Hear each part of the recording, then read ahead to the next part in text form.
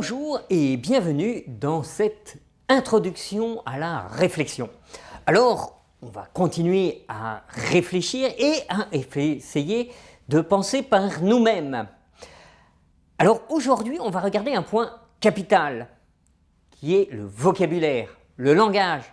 En effet, nous réfléchissons avec des mots et beaucoup d'entre nous pensent qu'un mot vaut un autre mot. Il y a ce qu'on appelle les synonymes et donc on peut changer un mot puis comprendre le sens global du texte même s'il y a quelques synonymes. Et donc on arrive à penser qu'à un cas et à former une pensée exacte. Eh bien non! Tout simplement, chaque mot a son importance. On va faire un test assez simple et vous allez voir qu'on accuse aujourd'hui beaucoup de politiques de ne pas tenir leurs promesses. En réalité, si on regarde leurs textes, si on regarde les mots qu'ils emploient, ils sont très clairs. Et beaucoup de politiques réalisent la politique qu'ils promettent. En effet, ils vont par exemple employer le mot d'individu au lieu du mot de personne et tout le texte est changé. Vous m'avez dit personne, individu, c'est la même chose. Nous allons voir que pas du tout. Le mot personne fait appel à un contexte, le mot individu à un autre. Alors, j'ai préparé moi aussi un discours et je vais vous donner ce discours. Un discours à la gloire de la personne. En effet, sans la personne, notre société ne pourrait fonctionner, grandir et rayonner. La personne et la société s'enrichissent l'une l'autre. Cet enrichissement conduit à l'épanouissement. Chacun de nous doit veiller pour que les personnes soient pleinement intégrées dans la société. Vous l'avez entendu, j'ai fait un discours à la gloire de la personne.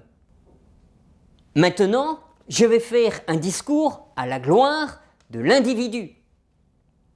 En effet, sans l'individu, notre société ne pourrait fonctionner, grandir et rayonner.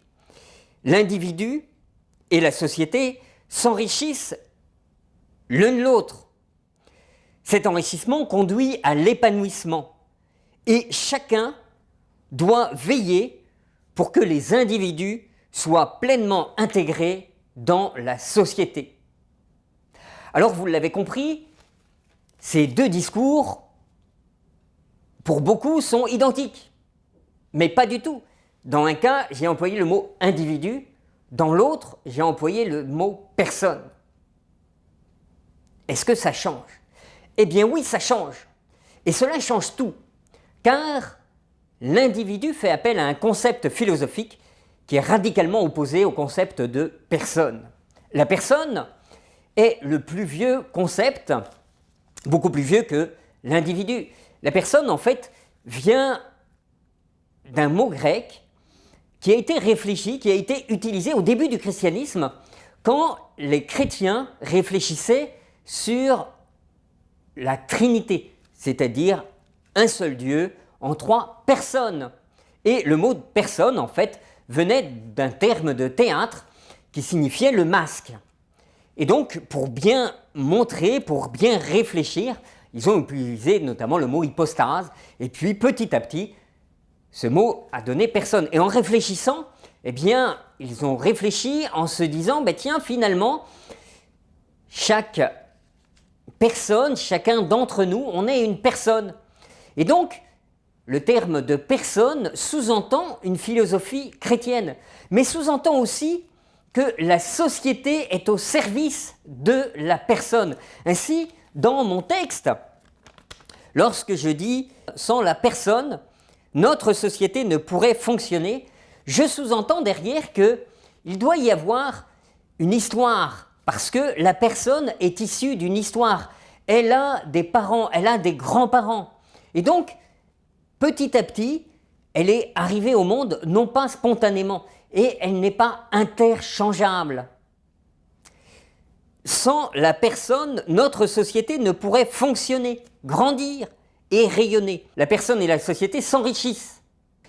En effet, la personne, avec toute son histoire, avec ses voisins, avec ses amis, la personne vient, avec toute sa richesse, enrichir la société, et la société qui est remplie d'autres personnes enrichit la personne. Il y a une réciprocité très forte.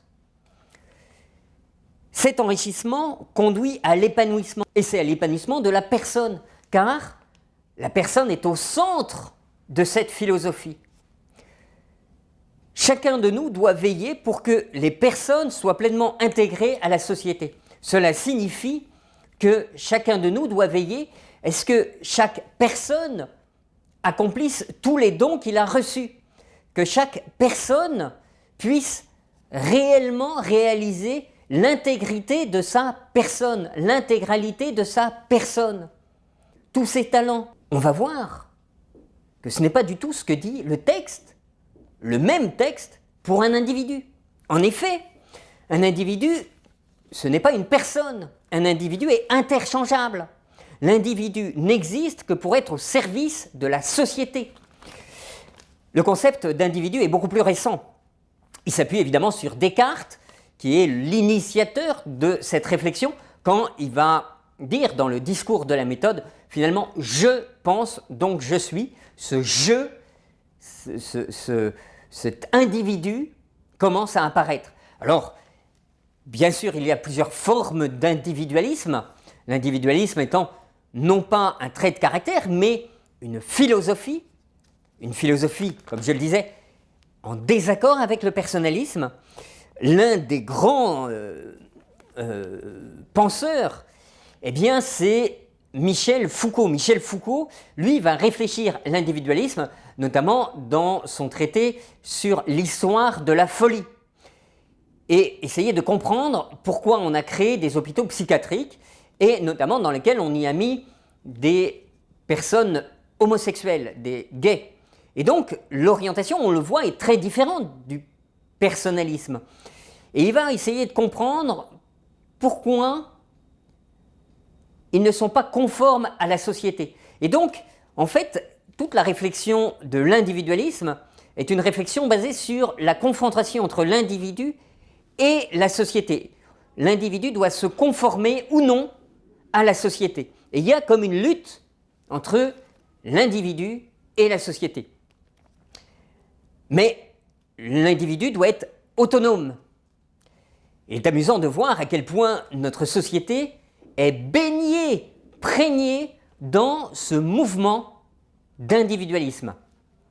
Et donc, si je reprends le même discours, on va voir qu'il a un autre sens. J'aimerais dire un mot à la gloire de l'individu. En effet, sans l'individu, notre société ne pourrait fonctionner, grandir et rayonner. On voit bien, dans la pensée de l'individualisme, ce qui est au cœur, c'est l'individu, non pas dans sa qualité, avec ses dons, ses caractéristiques, mais dans sa quantité. Il faut beaucoup d'individus pour faire une société. Et le nombre d'individus fait la force de la société. L'individu et la société s'enrichissent l'une l'autre. S'enrichissent l'une l'autre, mais surtout la société. Effectivement, l'individu bénéficie de la société, et on le voit aujourd'hui à travers les aides sociales, à travers un certain nombre d'aides où on va donner à l'individu des moyens, mais aussi l'individu doit participer à la société. Cet enrichissement conduit à l'épanouissement. Cette fois, il ne s'agit pas de l'épanouissement de l'individu, mais bien l'épanouissement de la société. C'est la société qui doit s'épanouir. Chacun de nous doit donc veiller pour que les individus soient pleinement intégrés à la société. Et nous le voyons plus que jamais dans cette société où les individus sont interchangeables. Ainsi, peu importe l'histoire, peu importe les racines, on peut aller chercher si les individus qui sont dans un territoire donné ne satisfont plus le besoin de la société. Par exemple, on souhaite produire des choses à moindre coût, eh bien on peut aller chercher des immigrés voire même des réfugiés. Et cela pour le plus bien grand de la société. Ainsi, nous voyons en changeant juste deux mots, le mot individu et le mot personne, que finalement, nous pouvons tout simplement avoir deux discours radicalement différents. Si vous écoutez bien, nos politiques, le plus souvent, disent la vérité. Mais nous n'écoutons pas toujours, ou alors nous voulons entendre seulement ce qui nous fait plaisir. Alors, à chacun de choisir, de réfléchir pour avoir sa pensée. À la prochaine!